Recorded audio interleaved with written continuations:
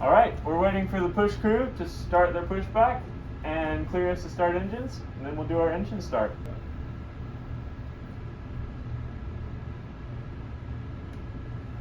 Launch cockpit, clear to start. All right, we're clear left. Clear right. Start engine 2. Engine 2 start. So engine ignition start. Then ECOM shows the engine page, and then I'm going to move the engine 2 lever to engine 2 master to on.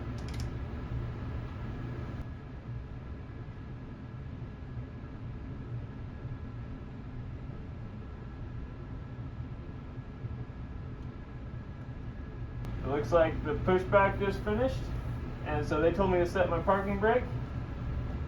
I'll set that and wait for our engines to finish coming on. Parking brake is set.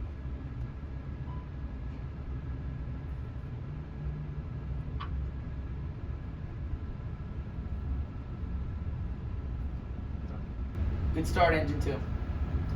Good, clear left, start engine 1. Engine 1 start. Ignition on.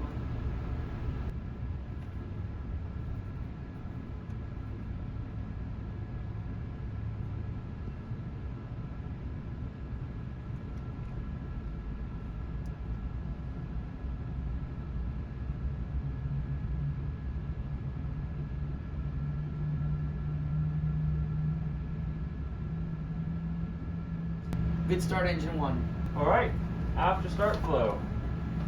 My after start flow, I start by putting the ignition switch back to normal. Then I'll come up to the overhead panel. APU bleed off. Wing and engine anti-ice off. And APU master switch off. Then I'll come down and check my ECAM status. There is no status message. And while he does that, I want to do my flow, and it looks like an L. So I want to start by arming the ground spoilers by pulling this up. Then I want to set my rudder trim to 0. Then my flaps, I'm going to set them for takeoff. What flaps are we doing for takeoff today, Captain?